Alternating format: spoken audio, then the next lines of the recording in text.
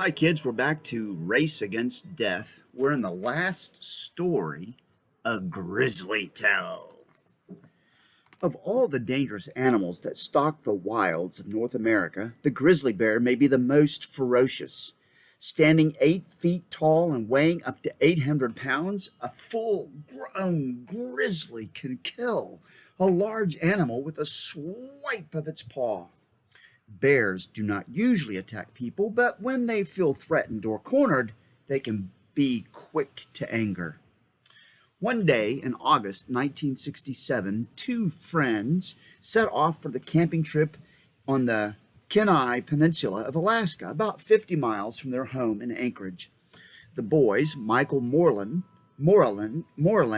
and Scott McInnes, were both 14 and good campers, but as they went out to look for moose that day, they stumbled on an adventure that neither one of them had anticipated.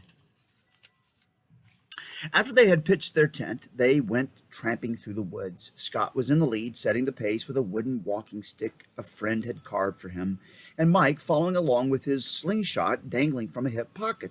The only sounds were their footsteps, the wind shaking the branches of the Alaska spruce, and the occasional rustling of a bird or small animal in the bushes. Suddenly, as they climbed the side of a hill, they were stopped dead in their tracks by a deep growl from the woods. And before they could move, a large grizzly broke through the underbrush and ran toward them. The boys did what anyone would have done. They turned and ran as fast as their legs could carry them. They might even have escaped, but as he fled in terror from the bear, Scott caught his foot on a rock or a root and plunged headlong to the ground. Within seconds, the grizzly was on top of him. Scott curled into a ball to shield his face and the front of his body, but the grizzly began raking him, right, taking his claws like this and going, right, raking him with its long claws and biting him. Mike, meanwhile, had run behind a tree, but when he saw what the bear was doing, his fear for himself turned to fear for his friend and anger.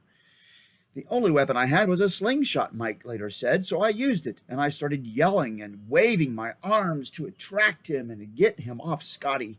Feeling the sting of the rocks from the slingshot, the bear wheeled and raced toward Mike. The boy ran fast, but the bear, with its long, lumbering strides, ran faster and tumbled him to the ground with a single blow of its paw. The bear bit Mike twice, ow, ow, once on the head, ow, and once on the hip, oh my goodness. Then it turned to Scott. Too excited to realize he had been bitten, Mike ran back after the bear. He knew his slingshot would only anger the bear if he used it again, but there, lying on the ground, was Scott's walking stick. Mike picked up the stick and started clubbing the bear with it as hard as he could. Oh, my goodness. Now the bear, if it had wanted, could probably have had both Mike and Scott for breakfast, but perhaps it wasn't used to having breakfast fight back as hard as Mike was fighting, for after a few heavy blows from the walking stick, the grizzly finally ran off into the woods. The boys' problems weren't over, though. Both were badly cut from the grizzly's teeth and claws. Afraid that the bear might return at any minute and miles from help, they knew that they had to move quickly. Scott was so badly cut, however, that he could hardly move a muscle. Ignoring his own cuts, Mike picked up his friend and half supported, half carried him through the underbrush until they reached a stream a 1,000 yards away. Mike took off his shirt and tore it into strips, then washed and bandaged Scott's wounds. Next, he started a small fire and gathered enough wood so that Mike could keep the fire going. Only then did he set off for help. After hiking several miles, Mike finally found a highway and got a ride to the nearest town, Cooper Landing. From there, he called for help, and soon a helicopter from an Anchorage air base was on its way to the rescue. Wow, what would you do in a bear attack? That's pretty exciting. Those guys, at least Mike, kept his head about him on what to do, and Scotty really rolling up like he did to protect his face and his front of his body, his neck, was pretty smart. But man, how courageous to attack a bear with a slingshot and then a big stick. That's pretty exciting. Well, that's the end of the stories in Race Against Death. If you enjoyed those stories, let me know.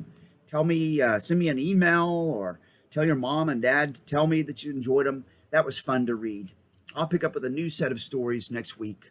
Until then, have a great weekend. Bye bye.